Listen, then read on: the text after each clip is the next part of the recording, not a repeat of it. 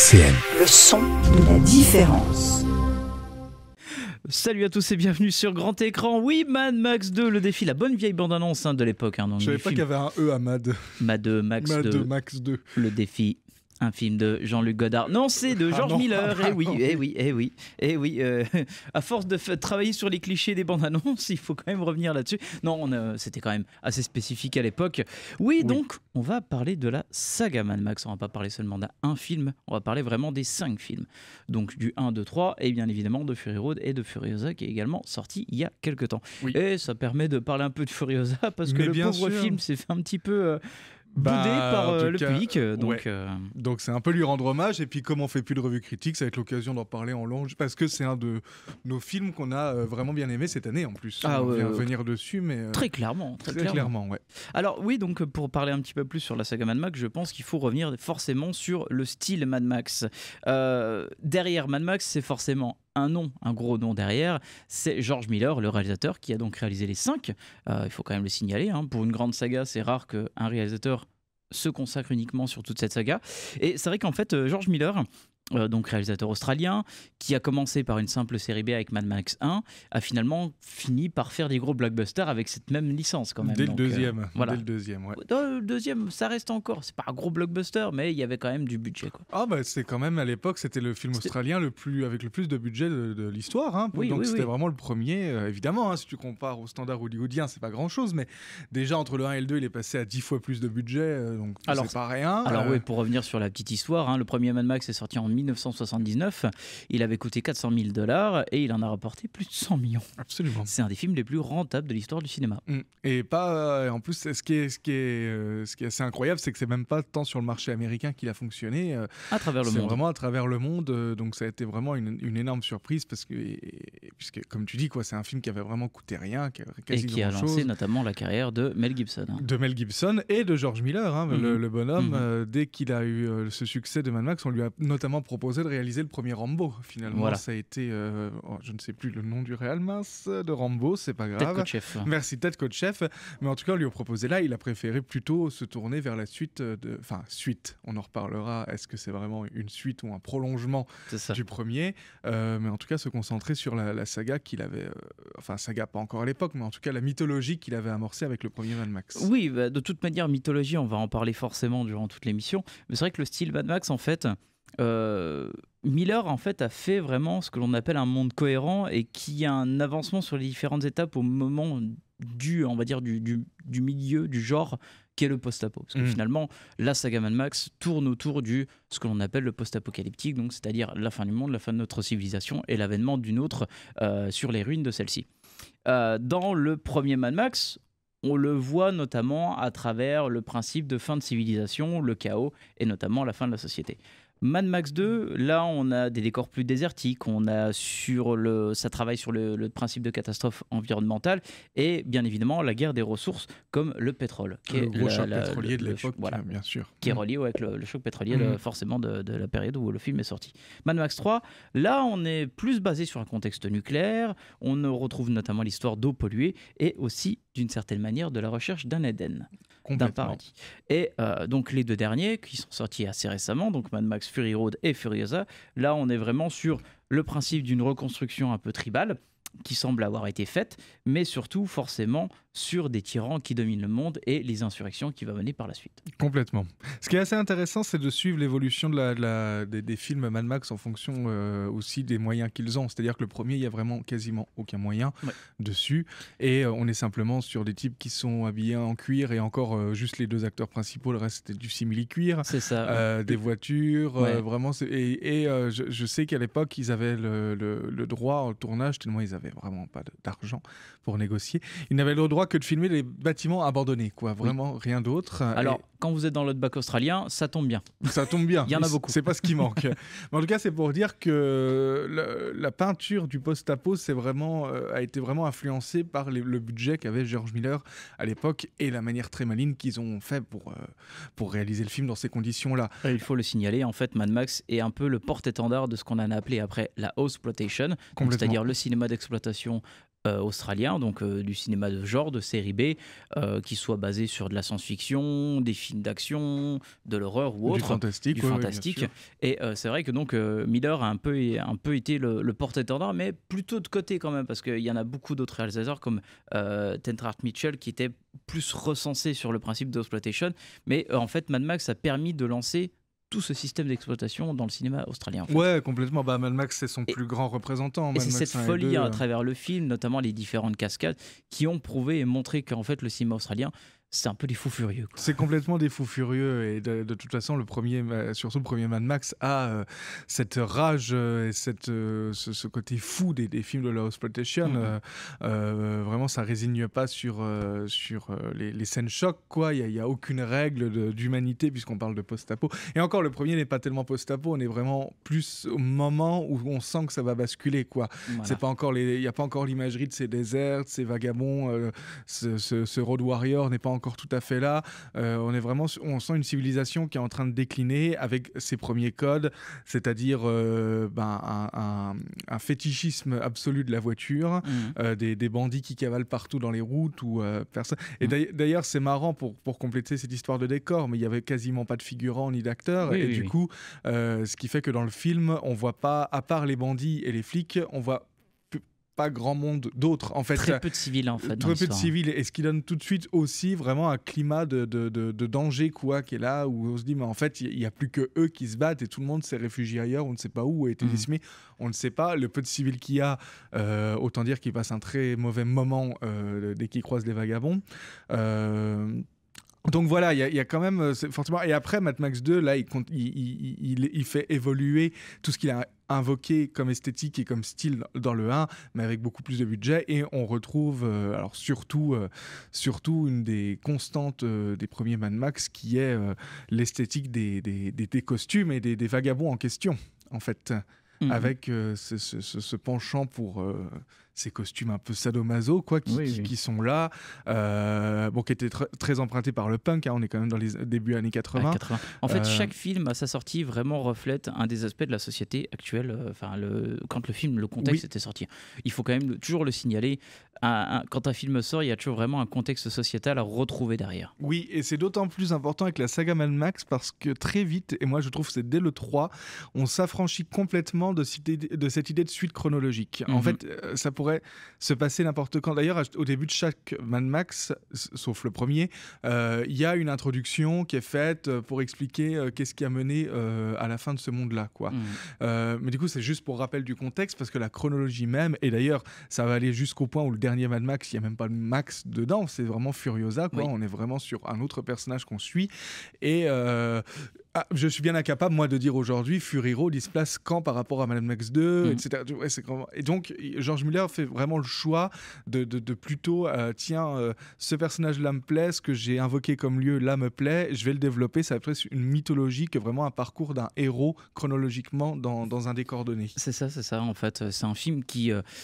c'est toute une saga, en fait, qui est marquée par le principe... D'ailleurs, ça se voit à travers toutes les introductions du film, par notamment le principe de catastrophe écologique, des ravages du capitalisme, de la compétition, tout ça, et forcément aussi très relié à la culture australienne. Tu parlais notamment de la culture de la voiture. En Australie, c'est très très relatif, très représentatif, comme aux États-Unis donc, et notamment la légende de l'Interceptor qui a passé les frontières du cinéma avec Mad Max, et notamment, donc, il faut le savoir, c'est qu'en fait, dans le cinéma d'exploitation australien, un des premiers films s'appelait Les voitures ont mangé Paris, de Peter Weir, avec notamment toute une espèce de bande de bandits, en fait, qui s'attaquent à un village, et avec des voitures vraiment totalement modifiées, parce que c'est un peu dans la culture australienne de modifier son véhicule, d'en faire une espèce de colosse affre à toutes les routes, parce qu'en Australie forcément il n'y a pas que du goudron. Non, bien sûr que non.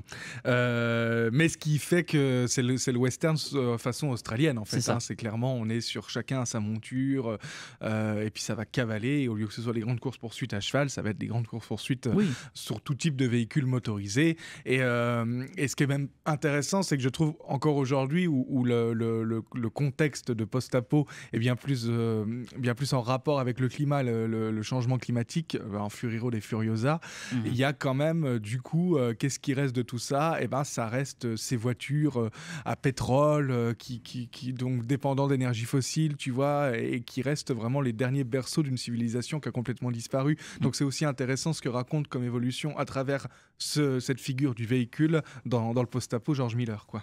Mais exactement, et surtout, ça se relie par forcément, comme tu parlais un petit peu au début pour le premier film, l'esthétique en fait. Oui. L'esthétique de chez Mad Max est très particulière. En fait, on est sur une vision assez affûtée de l'époque et des obsessions, comme je le disais. Donc, comme tu en parlais, des tenues de cuir donc, qui rappelaient les milieux punk et SM que l'on peut le voir dans le 2, mais on peut le voir aussi forcément même dans les films beaucoup plus récents, notamment avec les Warboys de Immortal Joe, qui ont tous une signification, le culte de la voiture, le culte du V8, notamment avec le principe du soyez témoin pour raconter la légende. Ouais. Parce que le principe de légende, en fait, il est présent dans tous les films de Max, en fait. Complètement. C'est en fait le film. On en parlera un petit peu plus sur forcément le personnage de Max au départ, mais tout ce qui est représenté dans le cinéma de Miller, plus particulièrement, même dans 3000 ans à t'attendre, qui est un autre film dans sa filmographie, c'est l'importance des légendes, du mythe et de la mythification en fait. Complètement. Et du coup, le premier c'est marrant, le premier, parce que rien ne destinait presque à ce qu'il y ait une suite, et pourtant c'est presque comme s'il y avait une origin story de Max, tu vois. Voilà, c'est ça. Parce que finalement, le premier Mad Max, c'est une histoire de vengeance, plus ou moins. C'est une histoire de vengeance, mais une vengeance qui arrive seulement. Alors, la vengeance de Max arrive à la fin, mais tout le film est une histoire de vengeance, puisque donc c'est le chirurgien, un des méchants le grand méchant du premier Mad Max, qui est le chef des bandits. Il y a un de ces mecs, la séquence d'intro, un de ces gars qui se fait buter par la police, et tout le film il va vouloir se venger de tous les flics qui l'ont buté, Max compris. Et du coup, ça va être toute sa quête de vengeance à lui pour parvenir jusqu'au moment où un de ses collègues se fait tuer, et puis le moment le plus célèbre de Mad Max 1, c'est-à-dire le meurtre de sa femme et de son enfant, qui vont conduire à Max à passer de l'autre côté. Et d'ailleurs, tout le film joue là-dessus, c'est-à-dire que sur le principe de Vigilant Movie aussi, savoir je suis un flic, je respecte certaines valeurs, un certain ordre, mais à quel moment je vais passer de l'autre côté et basculer du côté des méchants, sachant que parler d'ordre et de valeur dans un monde qui devient post-apocalyptique, c'était déjà assez discutable.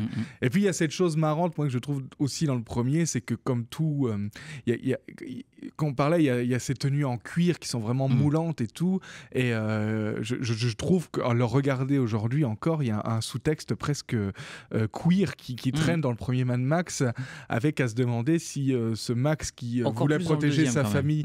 Dans le deuxième, c'est encore plus exacerbé, mais dans le premier, assumé, on se demande presque si Mel Gibson n'a pas envie de quitter sa famille pour passer de l'autre côté, donc c'est-à-dire rejoindre le milieu queer, je n'en sais rien, tu vois, mais il y a quand même cette... en tout cas, c'est comme ça qu'il s'est fini à la fin, quoi, tu vois, il revêt ces vêtements-là, il est tout seul. Aussi un guerrier l'autre, il est tout seul, il lui reste plus que ça. C'est ça. Donc et notamment, voilà. Donc sa voiture, son V8, son Interceptor. Son Interceptor, comme ça, comme tout a une signification finalement. En fait, la voiture est le principe de liberté et le principe de mouvement. Et le mouvement est forcément très très intéressant dans le cinéma de George Miller, car le sens du mouvement et du rythme, c'est vraiment sa marque de fabrique. Alors George Miller, à la base, en fait, pour revenir un petit peu sur le contexte du réalisateur, c'est quelqu'un qui venait du milieu en fait de la santé. Il a bossé notamment comme ambulancier et il a vu en fait énormément d'accidents de la route. Et ça lui a inspiré notamment à faire le premier Mad Max. Et c'est vrai qu'en fait, George Miller a un style basé sur ce que j'appellerais l'ardeur, en fait. La limpidité, en fait, de la lecture de l'image. Miller, en fait, va vraiment concilier, en fait, toute la précision, l'aspect même chirurgical, comme quoi, sur la façon de travailler le montage de ces séquences, notamment de ces séquences d'action, qui va donc amener, par exemple, la séquence de fin, notamment dans le premier Mad Max, donc la mort d'un des ennemis de Max, où on va vraiment voir, image par image, de ce coup, il y a ce plan très reconnu, en fait, maintenant, où on voit les yeux écarquillés de la victime qui va se faire donc exploser à travers les carcasses, quoi. Ouais, complètement. Alors, ce qui est c'est une chose qui revient assez constamment chez Israël. Le travail des yeux, notamment. Ouais, le travail des yeux, bien sûr, et puis cette faculté de filmer des accidents de la route pas croyables, quoi. Ouais. Et des dégâts sur les victimes, comme tu l'as dit, il est ambulancier, donc des victimes d'accidents de la route, il en a vu des tas, ce qui l'a amené à faire ce film, mais on peut pas dire que Mad Max soit vraiment un film presque documentaire ou reporté d'accidents de la route. C'est un vrai récit de bis, quoi, vraiment, avec une vraie volonté d'une chose qui est importante chez George Miller et fondamentale, c'est le récit, quoi. C'est vraiment un des grands narrateurs qu'on a aujourd'hui dans l'histoire du cinéma, George Miller. Ouais. Et ce, dès le premier. Et ça passe par, effectivement, beaucoup d'éléments visuels. Ouais. On en parlera sur le 2. Fury Road, c'est le plus important, je trouve, là-dessus. Ouais. Chez Miller, en fait, c'est vraiment des tableaux, en fait. Oui, complètement. Fury Road, ça le voit beaucoup, en fait. C'est vraiment surtout à partir de Thunderdome, je trouve, où il va vraiment travailler l'ensemble du panoramique. Alors, on l'envoie déjà dans Mad Max 2, quand il y a forcément la confrontation avec notamment Max qui va découvrir en fait la confrontation entre donc les pétroliers et Mongoose, où il va être de loin, parce qu'il finalement il va être le personnage neutre à la base, et finalement en fait Miller va vraiment utiliser plus à partir de Fury Road et même d'une certaine manière dans Thunderdome des plans d'ensemble pour montrer en fait toute la grandeur et on va dire la déchéance de ce qu'a provoqué cette humanité envers le milieu naturel. Ouais, c'est exactement ça. Et puis, mince, je suis en train de penser à 50 trucs, je sais plus ce que je voulais dire. Attends, on parlait de Mad Max 2. Oui.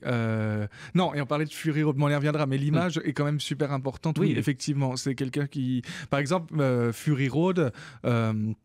j'ai vu que George Miller, à la base, alors il a déjà, dans un premier temps, imaginé le faire en film, en image de synthèse, comme il avait fait pour Happy Feet. Et en fait, il a reculé. Et en fait, longtemps, il voulait faire un film en noir et blanc.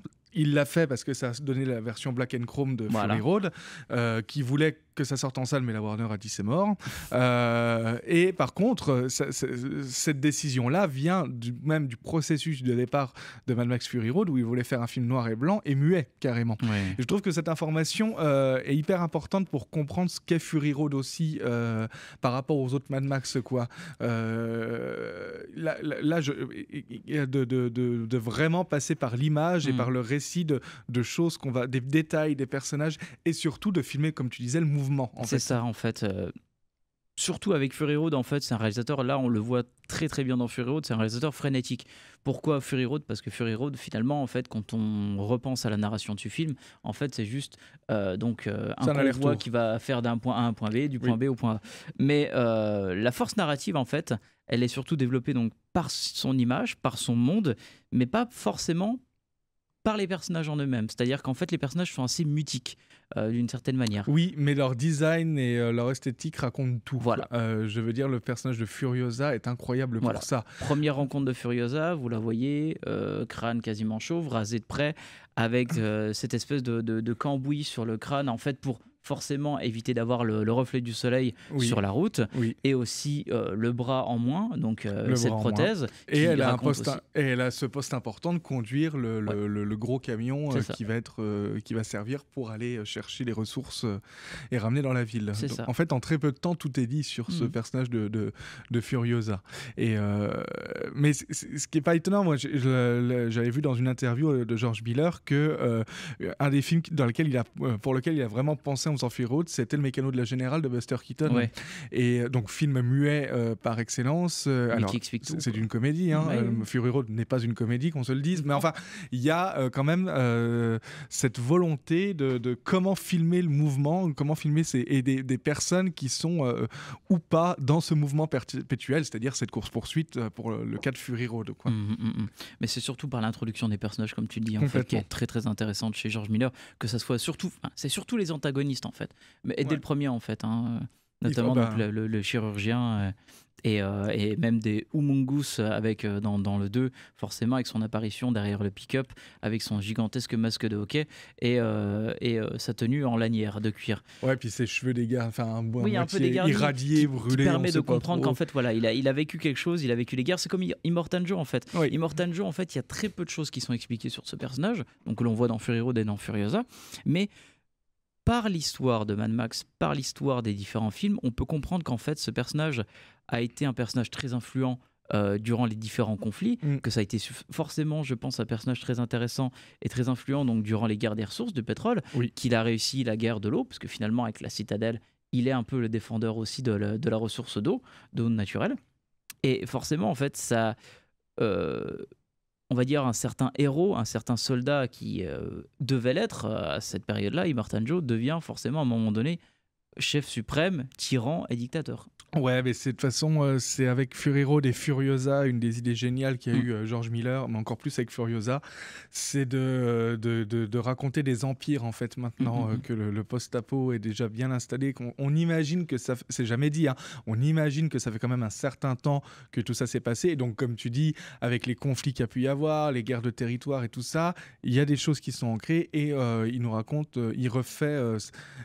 en fait, le mot mythologie prend tout son sens dans Furiosa surtout, hein. C'est-à-dire qu'on a vraiment des références constantes aux différentes mythologies, mais qu'elles soient aussi bien latines que grecques, que égyptiennes. Vraiment, il emprunte de partout pour faire vraiment les amener dans l'univers de Mad Max.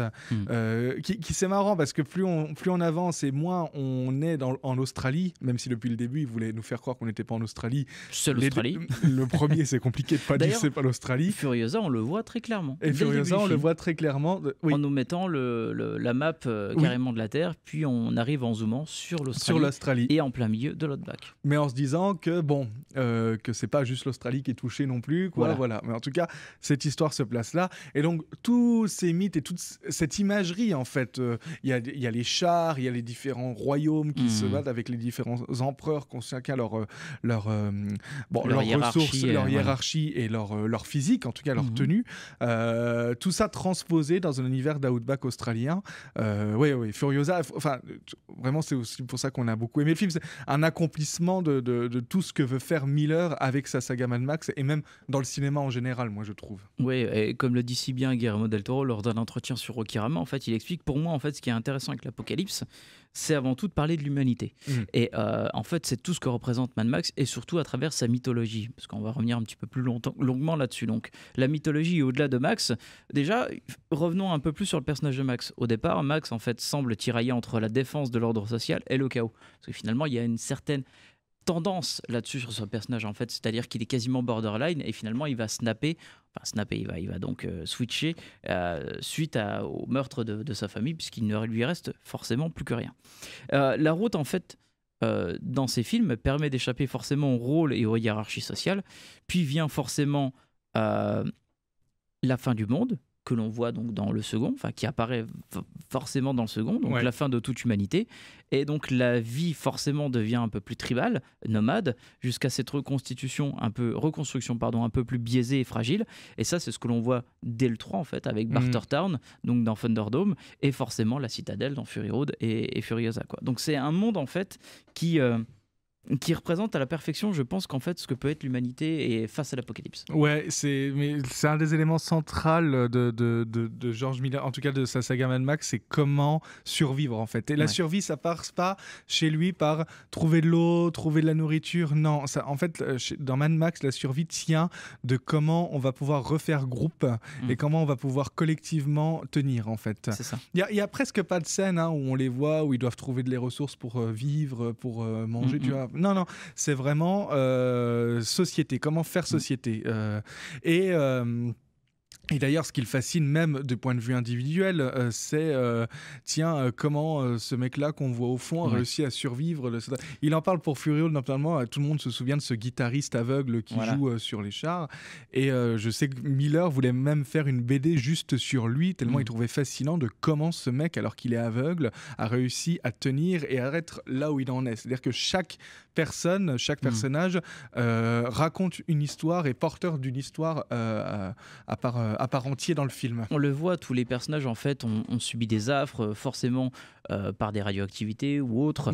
Le personnage même de Max en lui-même, en fait, il a une blessure à la jambe. On le voit encore dans Mad Max 2 en boitant légèrement et en ayant une attelle. On le voit aussi par différents personnages. Donc Humungus, on suppose qu'en fait lui c'est un grand brûlé, forcément peut-être dû aux radiations. Immortan Joe, donc il a un masque pour respirer. Plusieurs de ses lieutenants, c'est pareil, ils ont vraiment des tares assez représentatifs au niveau des visages. Un petit peu moins forcément le personnage de Tina Turner, parce que c'est Tina Turner, j'ai envie de dire. Parce que c'est Tina Turner. Non, mais c'est là où il va le plus loin. Malgré sa cote de maille, hein, quand même. Malgré sa cote de maille, mais tu vois, c'est quand même dans la suite logique. Et c'est que le 3 est un peu le plus représentatif de faire société, en fait. Et, de trouver... de recréer un monde. De recréer un monde. D'ailleurs, elle s'appelle Entité, Tina Turner. Entité, et elle affronte, comment ça s'appelle, Entité et Master. Donc, et Master. Et elle a cette réplique célèbre où elle dit avant je n'étais rien et maintenant je suis. Enfin, elle dit pas ça comme ça, mais elle dit avant je n'étais rien. En fait, elle s'appelle Entité maintenant, quoi. Du coup, il y a comment on arrive à se reconstruire et comment, ça c'est vraiment très important dans Mad Max aussi, comment la souffrance et le post-apo vient nous construire et créer des héros. J'ai pas envie de dire le mot héros parce que je pense pas que George Miller soit des légendes, tout simplement. En tout cas, des légendes, vient se reconstruire un autre individu qu'on n'aurait pas pu être sans ça, en tout cas. C'est très intéressant ce que tu dis, ça me permet de rebondir là-dessus, parce que est-ce que Max est un simple vengeur solitaire? Parce que finalement, c'est un peu le contexte qui arrive donc dans le The Road Warrior, le tout premier. Mais en fait, dès le 2, en fait, Max est privé de son nom, privé de son identité, parce que finalement, dans le premier, on savait que son nom c'était Max Rokatansky. Finalement, c'est à partir du 2 qu'on ne dit juste Max. Et forcément, Mad Max, c'était le titre accrocheur du film, quoi. Et donc, parce que Rokatansky, en fait, il est mort avec son propre monde. Oui. Il est mort avec le premier film, en fait. Donc, en fait, il ne reste que, on va dire, sa silhouette, qui est assez messianique, hein, il faut quand même le signaler, avec un personnage de simple sauveur, un peu quand même malgré lui. Il faut quand même le représenter, que ça soit dans le 2, voire le 3 encore plus. Et le 4 dans Fury Road, en fait, à la base, c'est juste de la survie, mais il comprend que pour survivre, il faut travailler ensemble. Donc, en fait, il y a toujours un peu cette étymologie-là, en fait, très messianique du personnage de Max, parce que finalement, il représente dans le 2 et le 3 l'espoir, et aussi forcément, comment dire, c'est marquant par la narration du film, car il y a quand même une voix off qui est toujours assez représentative dans les Mad Max. Qui n'est jamais celle de Max d'ailleurs. Hein. Qui n'est jamais, absolument jamais celle de Max. Dans Mad Max 2, donc on comprend qu'en fait, la voix du vieillard, en fait, c'est le gamin mutique que l'on croise avec ses boomerangs. Donc qui a survécu, donc ça veut dire que la société avec qui il a été a survécu par la suite. Dans Thunderdome, on comprend pareil que ça, après c'est notamment la colonie d'enfants en fait qui a survécu grâce à Max. Ouais. Fury Road, c'est il n'y en a pas dans Fury Road, il me semble. Non, il y a mais pas c'est de... dans Furiosa qu'il y a notamment le raconteur de monde, je ne sais plus comment il s'appelle, qui est le bras droit de Dementus. Ouais, tout à fait. Qui explique en fait à travers tout. Qui est chargé de garder la mémoire des histoires. Oui, voilà. À travers ses tatouages sur le corps. Ô combien millerien comme personnage. Complètement. Mais en fait, pour compléter ce que tu dis, ce qui est intéressant, c'est que dès le Mad Max 2, Max n'est plus personne. Et donc, tout le monde peut, comment dire... devenir cette légende aussi. Hein. Devenir cette légende, mais en fait, projeter ce qu'il veut sur ce Max. C'est-à-dire que, comme il arrive dans le 2, c'est vraiment... Je ne sais plus comment s'appelle le lieu où ils sont tous regroupés, qui doivent défendre. C'est là où il y a toute la réserve de pétrole que Mingus veut envahir et récupérer. Max arrive là-dedans et voit au début tout le monde est un peu sceptique parce que c'est le post-apo, il faut être méfiant bien sûr, mais rapidement quand on voit ce qu'il sait faire et que la première attaque il participe à la défense, enfin il se bat pour sa survie aussi, les gens projettent tout de suite sur lui, tiens tu vas pouvoir nous sauver. Or c'est pas du tout le cas de Max, etc. C'est pas sa volonté à la base. Mais comme il n'a plus d'individualité, il n'a plus presque d'entité lui, hein, puisque c'est devenu vraiment juste un road warrior, hein, il n'a plus rien. Dans ce cas, que ce soit le 2, le 3 ou le Fury Road, chacun projette sur lui ce qu'il a envie d'exaucer comme vœu, en tout cas à ce moment-là. Et Fury Road, il va être... Alors Fury Road, c'est encore différent parce que pour moi, la véritable héroïne, c'est Furiosa, c'est pas Max dedans. D'ailleurs, qui est tout de suite montré dès qu'ils se croisent, il y a une perfusion de sang qui est faite entre les deux. Voilà. Hop, on va. La perfusion de sang est faite. En fait, il y a vraiment cette idée de transmission et ça se voit encore plus à la fin de Fury Road parce que finalement, Furiosa donc arrive à se débarrasser d'Immortan Joe, à revenir à la citadelle, à libérer en gros guillemets, hein, parce qu'on sait très bien qu'en fait tout le monde ne va pas monter vers la citadelle. Et donc, possiblement, elle est la future chef tyran de l'histoire. Et donc, elle va monter par cet élévateur. Donc, elle est élevée vers le haut. Et Max, lui, il reste vers le bas en la regardant, mais en partant en arrière. Ouais, complètement. Et il fait plus partie de cette... il s'en va de l'histoire. Il s'en va de cette histoire-là. Parce que c'est un peu aussi cette légende de Max, c'est-à-dire qu'en fait, il a accompli un peu son devoir et il repart en fait vers d'autres aventures. Et on pourrait très bien le retrouver après. C'est-à-dire bien sûr. Peut-être que George Miller l'avait prévu aussi pour un cinquième. Est-ce que Mad Max 2 est la continuité du premier? Est-ce que Mad Max 3 est la continuité du 2? Non, il n'y a pas vraiment de... Encore une fois, il remplit cette entité impersonnelle qui est là dans ce monde et qui nous fait voyager d'un endroit à un autre. Voilà, le film peut avoir plusieurs Max en fait. Complètement. Enfin, la saga peut avoir plusieurs Max. Voilà, excepté Furiosa qui n'en a pas du tout. Voilà, parce que finalement, je pense que c'est aussi une chose qu'a voulu faire Miller, c'est qu'en fait, il a tellement travaillé ce personnage de Furiosa à travers Fury Road qu'il voulait vraiment donner, je pense, toute la richesse du personnage. Ah ben complètement. Et on le voit à travers le dernier film. Hein. Complètement. Mais d'ailleurs, au-delà du personnage de Furiosa, il explique qu'en fait, pour créer Fury Road, qui est simplement, il se passe dans un court laps. Hein, Fury Road, c'est 3 jours de nuit, une course-poursuite. Mais pour créer tout l'univers qu'on voit visuel, il a écrit avec son scénariste, ils ont écrit vraiment tout l'histoire de chaque chose qu'on voit dans le film. C'est-à-dire le moindre personnage qui habille comme ça, il a son histoire. Et du coup, il dit, mais en fait, pour Furiosa, on avait déjà écrit le préquel. C'est tout ce qu'on avait imaginé en passé pour qu'on en arrive là dans Fury Road. Et c'est pour ça qu'il a choisi de pas faire la suite pas par fainéantise, au contraire, hein, il va même plus loin que ce qu'il a pu écrire. Mais c'est pas, on raconte pas Mad Max qui part, Max qui part dans un autre endroit. On raconte pas Furiosa qui est maintenant maîtresse de la citadelle, qui d'ailleurs ne dit pas que ce serait aussi une véritable monarchie terrible sous Furiosa, hein, certainement aussi. En tout cas, lui dit qu'il y a de fortes chances quand même parce qu'on reste quand même dans du Mad Max, donc faut pas non plus rêver. Mais en tout cas d'enrichir, parce que encore une fois, c'est tellement un grand conteur, George Miller, que tout est dans les détails du film, quoi. Et Fury Road, alors qu'on a un peu plus de mal parce que ça me parle. Moi, par exemple, ça parle moins. J'ai besoin d'un George Miller qui me déploie un récit, qui me fait vivre plein de personnages et tout. Est-ce qu'il arrive à faire magnifiquement dès les 5 premières minutes dans Furiosa? Qu'il arrive à faire dans Furiosa, mais ça reste quand même juste une course-poursuite, quoi, entre guillemets. C'est un peu exagéré de dire ça, mais après, on reviendra tout à l'heure sur les courses-poursuites de Mad Max. Je veux dire, il y a un moment donné, faudra en parler. Et pourquoi ça fout la nique à tout le reste quand c'est sorti aussi, quoi. Mais moi, je le préfère largement dans Furiosa, où il y a 2h30 et ça déploie vraiment du récit. C'est épique de bout en bout, avec des personnages grandioses et qui on sent ont un background qui est même pas raconté dans le film, mais qui est visible à l'écran quand même en les voyant. Ah oui, c'est ça. Et surtout, en fait, comme tu disais, en fait, Miller a développé tout ce monde, mais en fait, il arrive à raconter tout un monde, mais qui est toujours en perpétuelle confrontation, en fait. Ouais. En fait, Max arrive toujours dans un milieu, en fait, où il y a vraiment un conflit entre deux, on va dire, entre deux factions ou deux entités.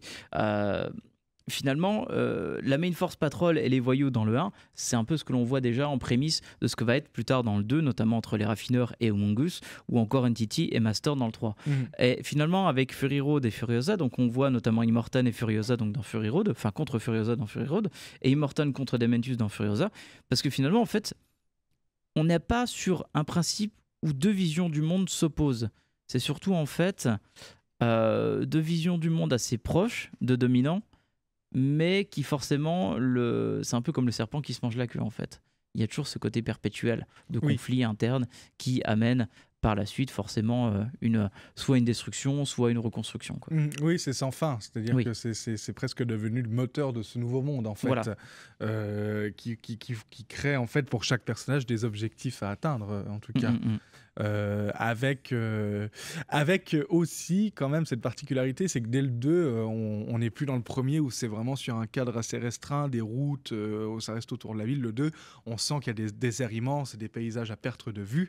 Donc on pourrait se dire, et même c'est encore plus le cas dans Furiosa, on pourrait se dire, non mais l'Australie est immense, il n'y a plus qu'un seul désert pour que les gens se croisent en post-apo, faut attendre. Et là, non, pas du tout, tout le temps, quoi. Je veux dire, on peut jamais faire t'as l'impression en regardant même que tu peux pas faire 1 kilomètre sans croiser un bandit qui va venir te piller, quoi, quand même. Et donc, il y a ce climat de violence, et surtout, ce qui crée qu'on ne peut jamais être immobile dans l'univers de Mad Max. C'est pas possible. D'où l'intérêt de la voiture aussi. C'est-à-dire que tu dois constamment être en mouvement. Oui, toujours le mouvement, toujours le culte aussi derrière. Donc, d'ailleurs, ce que l'on voit également dans ce principe de religion un peu dans la citadelle de Fury Road, avec la gloire au V8, avec cette espèce d'hôtel avec les différents en fait, volants qui permettent de conduire les véhicules de l'armée de Immortan Joe. Accrochés sur les voitures, oui, c'est ça. Partie des idées assez géniales du film, mais comme Furiosa, où là, il réinvente complètement même les véhicules qu'il y a. C'est-à-dire que Dementus, le grand méchant qui est joué par Kim Hemsworth, se prend vraiment pour un empereur romain. Oui. Et en fait, il conduit des motos comme un char romain. C'est juste que les motos remplacent les chevaux, mais c'est exactement la même chose. Il en a 4 devant avec je vais dire des laisses. Ça s'appelle pas des laisses, je suis désolé. Des harnais. Des harnais, voilà. Et il triomphe comme ça aussi, quoi. Voilà. Et donc, et les autres ont chacun leur véhicule aussi. Voilà.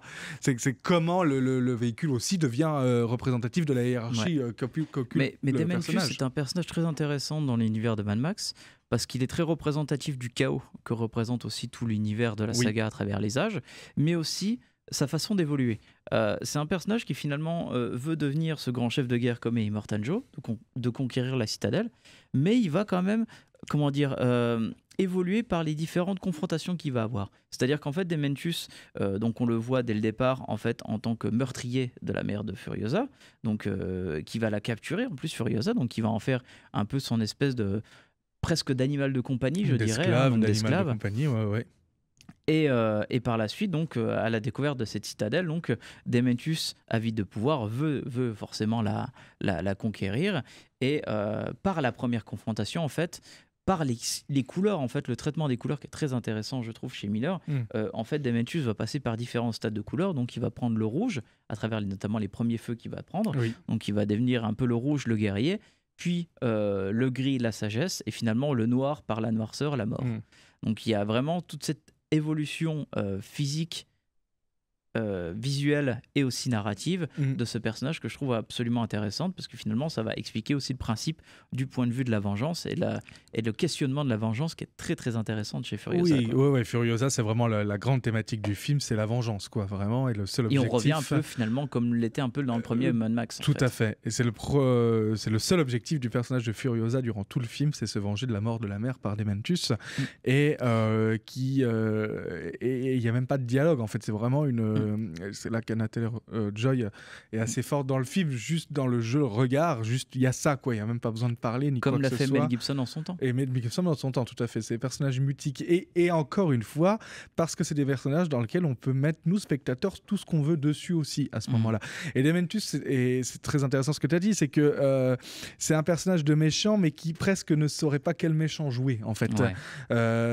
On parlait des chars d'empereur romain, mais après il a d'autres styles, et après il devient maître d'un citadelle, du coup il devient fou. Et il a aussi ce principe de background, c'est-à-dire qu'en fait aussi là, il est devenu en fait un grand chef de guerre suite aussi à la perte de sa famille. Donc il y a aussi toute cette évolution-là. Donc en fait, il pourrait être également un Max aussi, d'une certaine manière. Complètement.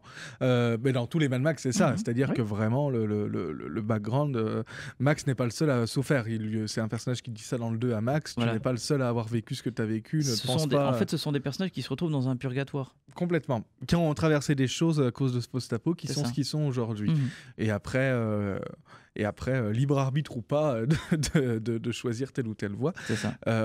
Mais en tout cas, voilà, Dementus représente assez bien tout ce qu'on pourrait devenir, et vraiment le chaos est très juste, parce que c'est le personnage chaos par excellence. C'est-à-dire qu'il n'a pas vraiment de personnalité forte à laquelle se rattacher, et donc il peut être tout et n'importe quoi. C'est ça. La confrontation entre Immortan Joe et Dementus en fait se voit pas forcément par le questionnement à vide de pouvoir, mais en fait aussi par le principe de la hiérarchie. C'est-à-dire qu'en fait, Immortan Joe, c'est quelque chose de très calibré. On est sur quelque chose de très, on va dire, empire romain, peut-être à part ses fils qui sont un petit peu au-dessus des autres tribuns. D'ailleurs, on entend des termes comme protectorat, tribun et compagnie. Donc, d'une certaine manière, il y a vraiment un peu une refonte en fait de cet empire-là. Et chez Dementus, c'est un peu plus chaotique en fait. C'est vraiment sur du sur de l'aspect impulsif, et forcément c'est ce qui va causer sa chute, notamment quand il veut s'occuper de Gastown, qu'il n'arrivera absolument pas à gérer. Ouais, complètement. Et puis il y a... Attends, vas-y, redis. J'ai beaucoup trop d'idées dans la tête. Que je disais avant, là. Ouais. Sur le principe que la confrontation Dementus Immortan Joe, en fait. Oui. Idéologiquement. Non, et tu parlais justement de comment la construction de ces empires, ça rejoint ce qu'on disait sur les voitures. C'est-à-dire, pour créer un nouveau monde, il faut forcément se rattacher à ce qui avait été dans l'ancien monde. Et donc, ça passe par les mythologies qu'on connaît de l'Antiquité dans Furiosa, où on reprend ce principe-là, quoi. Et vraiment, le recommencement ne peut pas se faire sur une construction d'idées nouvelles, mais plutôt en reprenant des bases sur lesquelles nos sociétés aujourd'hui, hors Mad Max d'aujourd'hui, sont fondées aussi, quoi. Oui, forcément. Et donc ça rejoint le cycle dont tu parlais, c'est-à-dire que même dans le post-apo où tout est à refaire, en fait on va recommencer, essayer de reproduire ce que nous on a connu dans l'ancien monde comme base aussi de construction.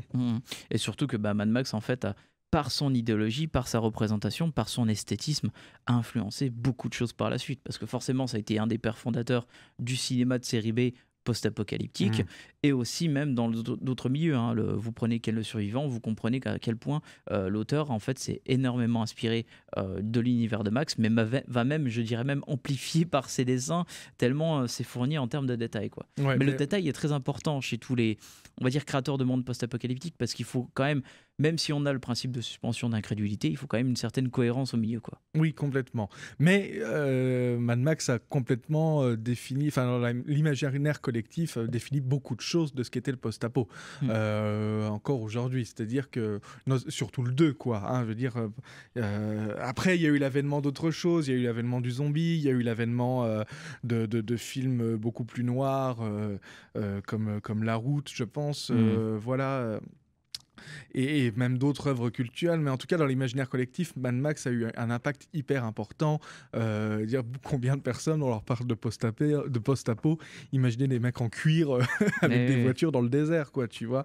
Donc c'est vraiment la grosse force de George Miller, et bien sûr après ça a emmené est-ce que ce serait pas l'occasion de Roland de parler de Johnny Hallyday de Terminus, c'est ça que tu veux parler, tu vois. Voilà, oui, bien parce sûr. Que ça a inspiré beaucoup de choses, donc notamment il y a eu Terminus qui est un film de série B franco-italien avec ce bon vieux Johnny avec un camion qui lui parle avec une espèce de voix qui sort de l'autoradio. C'est quand même assez troublant. On a aussi également eu par exemple Diesel, avec Gérard Klein, bien sûr, qui est un espèce de mi-semi Ciao Pantin, mais dans un monde post-apo avec Agnès Sorel également. Il y en a eu plein d'autres, les guerriers du Bronx et compagnie. Donc forcément, ça a été une étymologie très représentative, c'est-à-dire qu'à un moment donné, si on faisait du post-apo, il fallait une grosse bagnole, du cuir et un désert. Bon, un des seuls films qui aurait à sauver, ce serait La course à la mort de l'an 2000 de Corman, quoi. Oui, qui est plus... qui reprend plus un truc d'arène, mais bon, c'est post-apo aussi, ça se classe dans ce contexte-là, mais c'est plus une compétition d'arène, et voilà, mais qui en tout cas, qui reprend bien la faculté de filmer des courses-poursuites vraiment de manière très très forte. Et là, c'est un des grands aspects aussi de pourquoi on aime beaucoup Mad Max, c'est-à-dire ces courses-poursuites en bagnole. J'allais rebondir là-dessus, qu'on retient-on de plus de la saga Mad Max, les séquences d'action, parce que finalement Miller est une machine de guerre en termes là-dessus. Il suffit de revoir en fait ce qu'il a fait avec les deux derniers, Fury Road et Furiosa. Même si Furiosa, on peut remarquer quand même, je pense peut-être un petit peu plus facilement, quelques effets numériques. Mais en fait, c'est assumé d'ailleurs. Miller, c'est assumé. Mais Miller, en fait, a voulu toujours travailler quand même ce qu'on appelle le practical effect, donc les effets non numériques, et forcément directement en termes de travailler sur les cascades, sur les différents véhicules. Les différents véhicules ont vraiment été développés, existé. Ils ont été charcutés dans le désert de Namib, en Namibie. Complètement, oui. Mais bon, ça, c'est une autre histoire.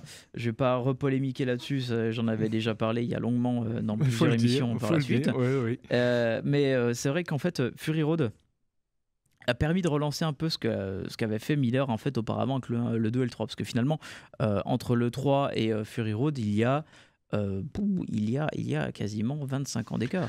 Complètement. Et avec toutes les révolutions techniques qu'on a aujourd'hui. Voilà. Et ce qui est très intéressant, c'est que Fury Road, en fait, le numérique, il s'en sert surtout pour rajouter des couleurs, en fait, pour créer du décor, en fait. Et pas forcément... je parle pas de créer du décor comme Marvel peut le faire avec des fonds verts et on va mettre tout derrière. Non, c'est vraiment la tempête de sable qu'on va créer. On va créer tel élément de couleur au fond, etc. Tout le reste des courses-poursuites, c'est vraiment filmé. C'est-à-dire que vraiment...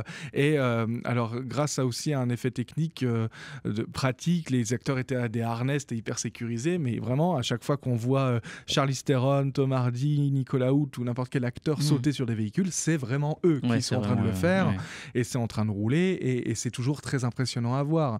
La plus impressionnante restera toujours celle de Mad Max 2, quoi. Où alors là, vraiment, tu te dis, mais comment vous avez fait? Parce à la fin, surtout. Il n'y a pas de retouche, quoi. Tout est vraiment pur dans ce qu'il a filmé au début. Ouais, la course-poursuite de fin, je parle, bien sûr.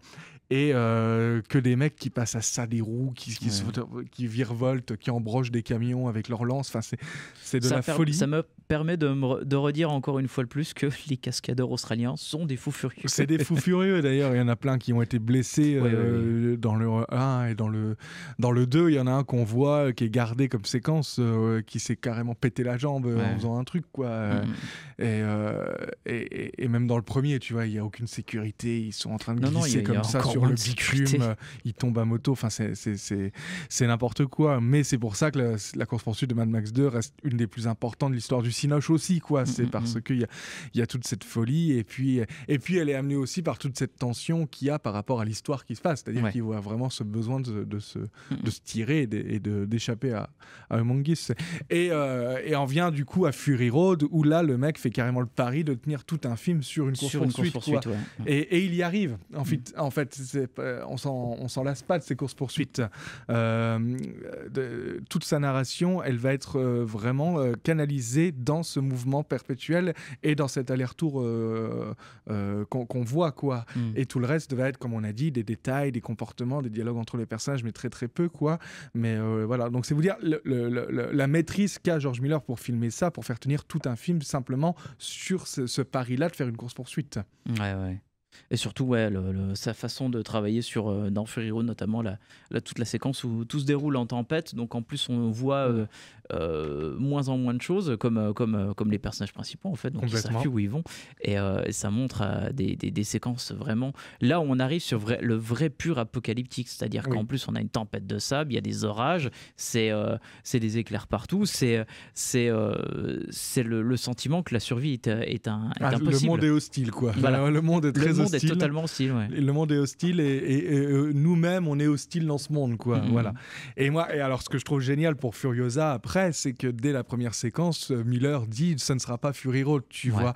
C'est-à-dire que, ok, j'ai fait une course-poursuite dans le Fury Road qui était vraiment hyper énervé, quoi, vraiment avec un montage hyper fabuleux, hein. Le montage de Fury Road, il n'y a rien à dire, c'est un des meilleurs qu'on ait vu ces dernières années, mais là il commence et c'est une course-poursuite, la première séquence de Furiosa, mais qui est d'une lenteur assumée et qui annonce vraiment ce que va être Furiosa, quoi. Voilà, et surtout ça remet les bases du principe post-apocalyptique. C'est-à-dire qu'en fait, toute la séquence du début, donc en fait Furiosa, qui est dans cette espèce de petit jardin d'Éden, presque d'Éden, voilà, se fait capturer donc par des espèces de voyous malfrats, en fait, qui sont à la solde de Dementus, mais qui sont en fait considérés comme des chiens, en fait, parce qu'ils le disent eux-mêmes, si on ramène quelqu'un, on arrivera peut-être enfin à être considéré comme un peu plus haut dans la caste, à être vu par alors que les autres, ils sont vraiment considérés comme de la merde, et ils le disent clairement.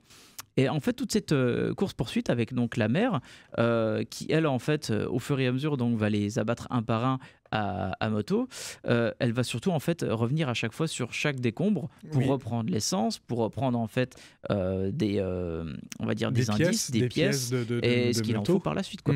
Donc, ça montre aussi le vrai principe du post-apo, c'est-à-dire que forcément, il y a le principe de piller les ressources des autres. Complètement. Et du coup, c'est très là. La première course-poursuite, elle est vraiment lente et elle dure bien un quart d'heure au début. Hein. Vraiment, c'est tout de suite, ça vient dire non, ça va être vraiment les personnages qui évoluent dans cet univers plutôt que l'action qui va être sur le devant de Furiosa. Il y a 2 autres séquences aussi que j'adore énormément dans Furiosa. C'est la confrontation en fait avec l'ancien chef l'ancien bras droit d'Amentus qui est parti, donc Octobos. Toute cette séquence de course-poursuite avec donc la première sortie de camion auquel Furiosa donc tentait de s'échapper pour repartir vers l'Éden, donc qui est caché en dessous avec une moto. Toute cette séquence-là est absolument incroyable. C'est-à-dire qu'en fait, on va voir donc au fur et à mesure les véhicules se rapprocher du camion, donc le prendre en étau pour le piéger, et d'un seul coup en fait plusieurs ennemis vont être projetés finalement plus dans les airs par la suite avec des parachutes, et là la caméra continue de s'élever en même temps. Il y a vraiment un travelling de travail incroyable, très limpide, tout en gardant vraiment toute la visibilité à l'écran. Et ça, c'est extrêmement fort de la part de Miller. Oh, c'est très très très fort. De toute façon, Furiosa, pour moi, a toutes les qualités et bien d'autres que Fury Road avait. C'est-à-dire vraiment, pour tout ce qu'on a dit, mais les séquences de course-poursuite sont moins présentes que dans Fury Road, évidemment. Mais comme tu dis, celles qui y sont, il y a une maîtrise de réalisation qui est à aucun point commun puisse être fait avec d'autres. C'est quoi. Avec tout ce background d'Ancien Testament qui est convoqué. Tu en parlais d'Éden, elle s'en va de l'Éden pour aller vers un autre monde, elle est enlevée de là pour aller rentrer dans le péché absolu, donc la vengeance et la violence, quoi. Et c'est marrant parce que oui, plus d'effets numériques, mais quand même, quoi, avec une vraie cohérence et une vraie poésie dans la construction des mondes et des décors, en fait, dans Furiosa. Surtout que Furiosa, oui, c'est un personnage qui finalement va partir plutôt sur la route de la vengeance plutôt que de retrouver son monde à elle. Ah mais complètement, mais d'ailleurs il n'en est jamais question, c'est-à-dire que vraiment elle se pose même pas la question, ça va être tout de suite, on sait ok tu t'as tué ma mère, avec une sublime mise à mort, enfin je m'en souviendrai encore, quoi. La mise en image de la mort est incroyable, avec la fin de séquence qui finit dans ses yeux à elle, ok t'as compris son objectif maintenant, c'est ce trauma-là, ça va être de se venger, et jamais tu te reposes la question qu'elle va retourner d'où elle vient, ça n'existe même plus en fait. Peut-être au sens littéral, ça n'existe plus d'ailleurs. Ce sera une motivation à elle par la suite, parce que forcément, quand elle va découvrir ce qui se passe à la citadelle envers les femmes, envers les femmes valides, donc ça va la pousser quand même finalement à trouver cette notion de liberté par la suite, quoi. Et en fait, qu'on sait qu'il n'existe pas, parce que dans Fury Road, ça a disparu, elle retrouve le reste des habitants de cette terre, que cette terre n'existe plus, que c'est devenu en fait un gigantesque bourbier. Complètement, avec ce parti des hommes et chasse, des hommes et chasse dans une nuit américaine bleu, enfin voilà, des choix radicaux encore de réal qui fonctionnent, quoi. Oui, pour terminer un peu là-dessus, c'est vrai que pour les derniers mots, on peut vraiment dire que Miller est un cinéaste de la radicalité, mais de la radicalité à travers des propos quand même ultra cohérents. Oui, et puis surtout... C'est-à-dire que rien n'est gratuit. Non, jamais rien. Il y a peu de cinéastes comme Miller qui font attention au sens du détail et aux moindres choses qui peuvent faire une cohérence dans le récit. Et Max en fait partie, mais comme d'autres, comme son 3000 ans à t'attendre, qui était fabuleux aussi quand il est sorti. Même Babe, quoi, c'est quand même assez fou, quoi, ce que le mec a réussi à faire. Et Happy Feet. Non, mais quand même... Non, parce qu'il faut quand même le rigoler. On en rigole, c'est le même réal. George Miller, le réalisateur de Mad Max, a également fait la saga Happy Feet et Babe 2, pardon. Et Babe, alors il a écrit le premier, il a réalisé le deuxième. Il a surtout fait le deuxième. Mais en tout cas, c'est pour dire que déjà, c'est rare d'avoir une saga qui est complètement réalisée par ce même réalisateur qu'est George Miller. Mad Max en fait partie, et c'est pas pour rien. C'est une des mythologies les plus intéressantes et les plus riches qu'on ait eues dans l'histoire du cinéma. En fait, Mad Max est parce que George Miller est un artiste de grand talent pour conter de grandes histoires, quoi. Et Furiosa est vraiment la consécration de l'entreprise Mad Max, quoi. Sa carrière de cinéaste en fait, a tellement évolué aussi à travers les différents Mad Max qu'en fait, il a réussi à développer pas qu'une simple série B par la suite, mais vraiment totalement tout un univers, avec une certaine cohérence, avec une certaine hiérarchie, et surtout forcément avec une certaine question de l'humanité derrière, quoi. Et être le véritable outsider face à ce marché de blockbuster qu'on connaît aujourd'hui. Quand Fury Road est sorti, ça a été enfin autre chose et de très très bon. Miller a encore cette aura en fait dans le milieu du cinéma, même dans le milieu du cinéma américain, encore dans le milieu du cinéma américain, parce que je me rappelle quand Fury Road est sorti, c'était marqué comme From the Mastermind. Oui. Donc voilà, ça pose déjà les bases quand même. Quoi, voilà. Le génie George Miller. Donc ça montre quand même que c'est un mec qui est, malgré le non-succès de Furiosa, malheureusement, il est quand même encore toujours extrêmement bien établi. Après, on va dire petit point négatif, c'est vrai que malheureusement l'échec de Furiosa, je ne sais pas si le prochain Mad Max sera en production. D'ailleurs, Tom Hardy l'a dit lui-même.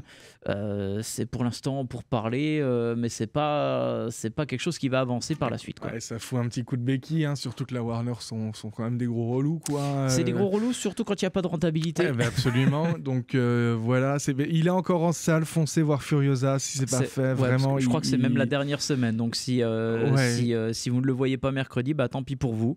Va falloir attendre 4 mois pour la sortie vidéo, quoi. Et rattraper, parce que vraiment c'est un des grands films de cette année quand même. Exactement. Un des très grands films de cette année. Et vraiment tout ce qu'on aime dans Mad Max, quoi. Non, faut voir Furiosa, quoi. Faut vraiment voir Furiosa. Et faut revoir Mad Max, quoi. Vraiment. Tout simplement. Merci Seb. Mais avec plaisir. Merci tout le monde. Et en tout cas, on se retrouve à très très bientôt pour une prochaine émission. Ciao tout le monde.